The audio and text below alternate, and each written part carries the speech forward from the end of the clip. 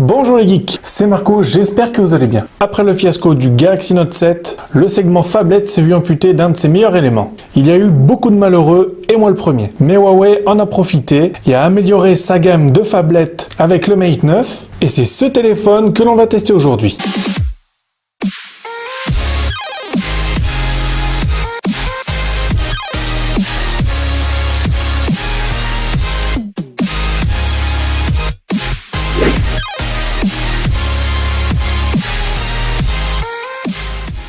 C'est un téléphone encombrant parce qu'il mesure 7,89 cm en largeur et 15,69 en hauteur. En revanche, il n'est épais que de 0,79 cm, ce qui vient contrebalancer sa grande taille. Il est aussi assez lourd puisqu'il pèse 190 grammes, mais pour sa taille, ce n'est pas non plus un scandale. Soyons francs, ce smartphone, c'est une vraie bête de course. Il est propulsé par un Kirin 960 tournant à 2,4 GHz, couplé en fonction du modèle à 4 Go de RAM en 64 Go de ROM ou 6 Go de RAM en 128 Go de ROM. Ajoutez à ceci une puce graphique ARM Mali G71 MP8, le 8 fait référence au 8 cœurs, et vous aurez un des smartphones les plus performants du moment. Avec cette phablette, vous n'aurez jamais de soucis dans vos jeux 3D ou de performance en général. Ici, je vous présenterai le modèle 64 Go avec 4 Go de RAM. Sachez qu'il existe aussi un Mate 9 Pro à l'écran incurvé de 5,5 pouces en résolution QHD qui a un peu l'allure d'un S7 Edge. Il est plus cher, ainsi que le modèle Porsche Design très haut de gamme et survitaminé, mais à un prix qui en ferait fuir plus d'un.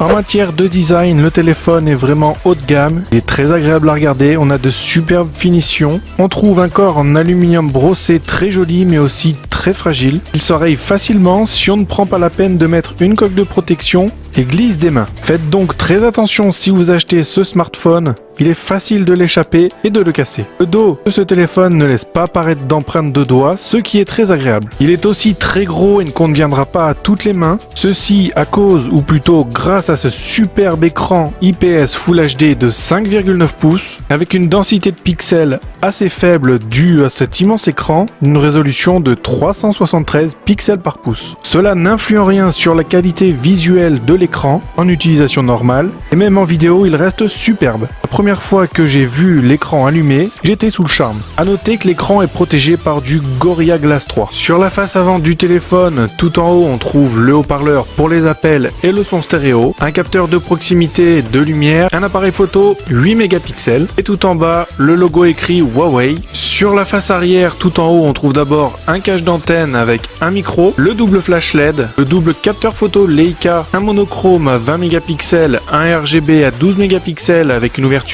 à 2.2. Ici on a l'autofocus laser, le capteur d'empreinte digitale qui en passant fonctionne super bien et j'ai jamais eu de loupé. Le capteur est vraiment de grande qualité. On a ici encore un écriteau Huawei, des écriteaux techniques. On trouve notamment ici le modèle du téléphone et encore ici une bande réseau. Sur la tranche gauche on retrouve donc nos caches d'antenne qui continuent jusque sur le côté du téléphone, un tiroir nano SIM micro SD, l'autre cache de l'antenne qui se prolonge ici. Sur l'arête supérieure on retrouve ici un port jack 3,5 mm ainsi qu'un port infrarouge par exemple pour le mode télécommande, et sur la tranche droite on retrouve nos boutons volume plus, volume moins, le bouton arrêt, déverrouiller, verrouiller le téléphone. Sur la tranche inférieure on retrouve une grille de haut-parleurs, des petites vis pour faire joli de part et d'autre, le port de rechargement et de data USB type C, à savoir qu'il n'y a qu'une seule grille qui cache un haut-parleur, l'une étant fausse. On retrouve aussi sur ce téléphone le Bluetooth en version 4.2 et le NFC. Au niveau de l'interface, le téléphone tourne sous la dernière version d'Android, à savoir Android 7 Nougat, comme vous pouvez le voir ici, avec une super surcouche signée Huawei EMUI, la dernière version en date, la numéro 5.0. Je n'ai constaté aucun lag, aucun freeze, aucun ralentissement. Le téléphone est fluide en toutes circonstances, même avec énormément d'applications lancées. Ce n'est pas non plus étonnant avec un téléphone avec ces caractéristiques-là. On ne retrouve pas de bouton physique, ce qui aurait été un peu superflu étant donné la taille de l'écran. On a largement la place de placer des boutons tactiles que l'on peut bien sûr personnaliser. Ici on aura le bouton retour, le bouton home, le bouton multi-fenêtre. Le tout répond très bien au tactile. Je n'ai constaté aucun souci. On retrouve donc toutes les fonctionnalités de base d'Android 7, notamment le multitâche que je n'appréciais pas sur le P9 Plus car il y avait trop peu d'applications compatibles. Ici, grâce à Android 7, on peut pratiquement mettre toutes les applications en multi-fenêtre. Un exemple ici, il suffit de glisser vers le haut l'application que l'on souhaite mettre en multi-fenêtre et d'en choisir une deuxième.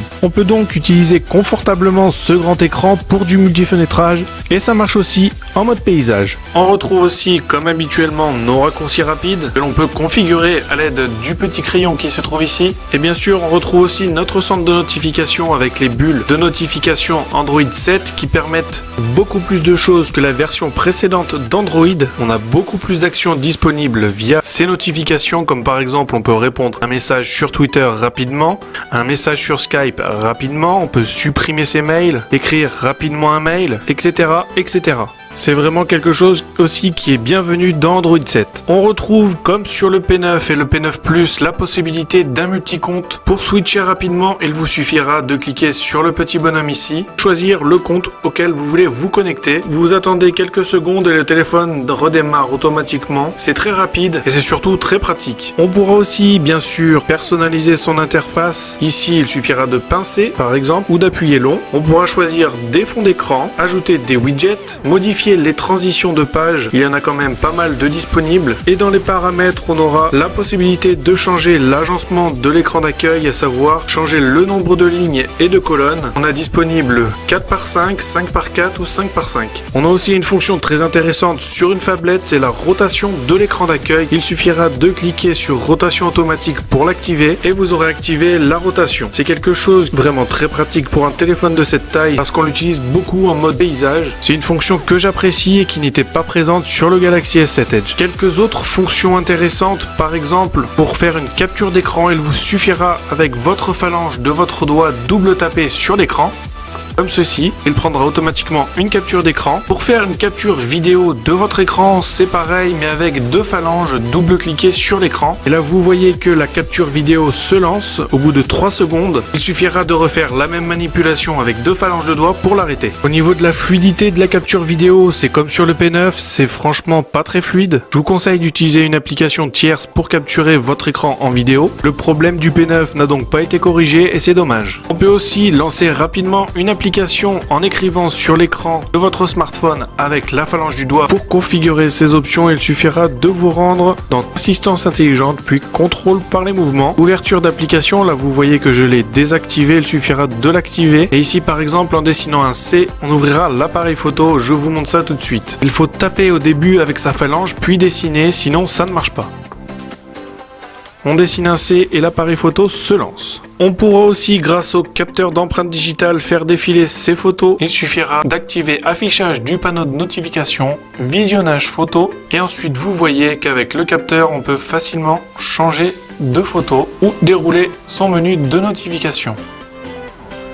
C'est une fonction qui est bien pensée que je n'ai jamais retrouvée sur une autre marque. Ça reste de l'ordre du gadget, mais c'est quand même sympa. Ces fonctions gestuelles que je viens de vous montrer sont vraiment très pratiques, je m'en sers quotidiennement. On notera aussi la présence d'un mode gant pour utiliser votre Mate 9 même en portant des gants. Et la présence de l'interface à une main que personnellement je n'utilise pas. Pour l'activer, il vous faudra simplement swiper de gauche à droite sur la barre de navigation si vous êtes droitier ou l'inverse si vous êtes gaucher. Et pour le quitter, il suffira de cliquer dans un espace vide. En revanche, on regrettera qu'il n'y ait pas de Force Touch sur ce modèle, c'est vraiment dommage. Au niveau de l'application photo, c'est vraiment une application très complète que l'on retrouve ici. Personnellement, je l'adore, je la trouve très complète, sans être forcément très complexe. En mode photo, on aura notamment la possibilité de passer en mode grande ouverture grâce à cette icône. Il suffira d'appuyer dessus pour activer le mode. Et vous voyez ici que l'on pourra régler manuellement l'ouverture de l'objectif. On peut aller de 0,95 jusqu'à 16.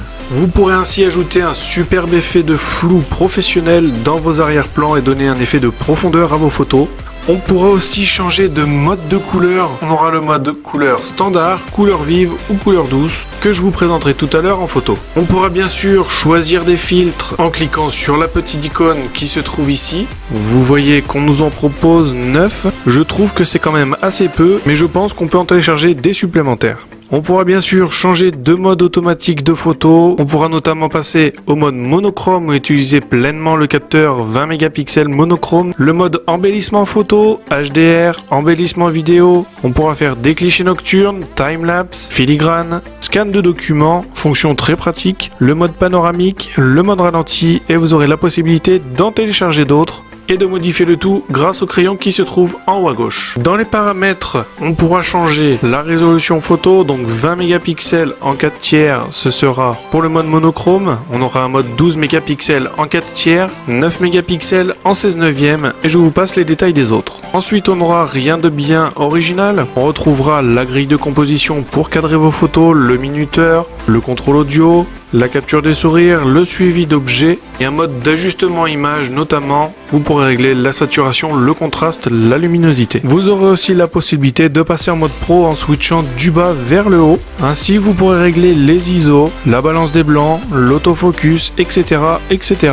Si vous êtes un pro, c'est le mode qu'il vous faut. En mode vidéo, on retrouve les mêmes raccourcis vers les paramètres. Il y a juste une seule chose qui change, c'est la fonction micro-directionnelle. Vous pourrez enregistrer le son de vos vidéos grâce à un micro qui va se focus sur votre voix ou sur la voix que vous filmez et réduire les bruits ambiants. En résolution vidéo, on retrouvera le mode 4K 16 neuvième, un mode Full HD à 60 fps que j'adore, un mode 1080p, 720p et je vous passe le reste. On aura notamment le stabilisateur d'image que je vous conseille vivement d'activer. On parle de son efficacité tout à l'heure dans le test de rendu photo et vidéo. Au niveau du rendu des photos, c'est très bien qu'un peu en dessous d'un S7 Edge, notamment en faible lumière, le Mate 9 vous permet de prendre de superbes clichés. Avec un score de 85 sur 100 au classement DxOMark, il surclasse notamment le Nexus 6P et l'iPhone 6S Plus. Il est à 4 points du Google Pixel et à 1 point de l'iPhone 7. En somme, il réalise un très bon score, notamment grâce à son contraste en basse lumière, meilleur que sur l'iPhone 7.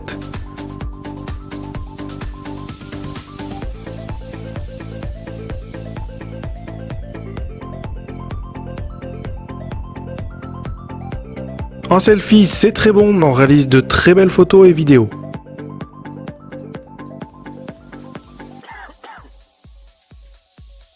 En mode vidéo, j'apprécie particulièrement le mode Full HD à 60 fps, même si la stabilisation ce n'est pas encore au top, cela reste tout de même assez bien. En lecture vidéo, rien à dire, j'apprécie le grand écran Full HD, le son du téléphone est assez bon, c'est un son stéréo, que ce soit en mode portrait ou en mode paysage. La stéréo est vraiment très appréciable en vidéo, pas besoin de forcément mettre des écouteurs, on a un bon rendu du son qui tourne plutôt vers les graves. Brillant, les paramètres que vous aurez choisis. En mode manuel, on peut choisir le contraste, la saturation, la luminosité. En mode jeu, comme vous pouvez le voir ici, le tout reste très fluide, même avec une qualité de graphisme au maximum. Je n'ai jamais eu aucun lag, aucun freeze dans mes jeux 3D. L'appareil ne chauffe pas excessivement. L'autonomie et la batterie non amovible de 4000 mAh tiennent leurs promesses. On tient facilement 12 heures en utilisation poussée et facilement 2 jours en utilisation normale. La batterie se recharge très rapidement, environ 20 minutes, vous tiendrez toute la journée grâce à la fonction Quick Charge. Grâce à sa grande taille, on a pu mettre une très bonne batterie et du bon matériel dans ce smartphone. On regrettera par contre qu'il n'y ait pas le rechargement sans fil. Pour conclure, je dirais que c'est un super téléphone. Il coûte 689 € en 64 Go. On a donc un bon rapport qualité-prix car il est moins cher que le S7 Edge. C'est un smartphone haut de gamme sans aucun doute. Il conviendra même aux plus exigeants d'entre vous. On a une superbe qualité de finition avec l'aluminium brossé par exemple. Un très bon appareil photo, une grande puissance, bref on a là du très bon matériel. En revanche, je regrette l'absence de Force Touch qui était présent sur le P9 Plus. On n'a pas non plus de recharge sans fil, il est aussi glissant, il ne conviendra pas à toutes les mains et il est aussi sensible aux rayures sur sa face arrière. Et bien les amis, cette vidéo est maintenant terminée. J'espère qu'elle vous aura plu. Si c'est le cas, n'hésitez pas à liker, à commenter et à vous abonner à ma chaîne si ce n'est pas déjà fait. Quant à nous, on se retrouve très vite pour une prochaine vidéo. À bientôt!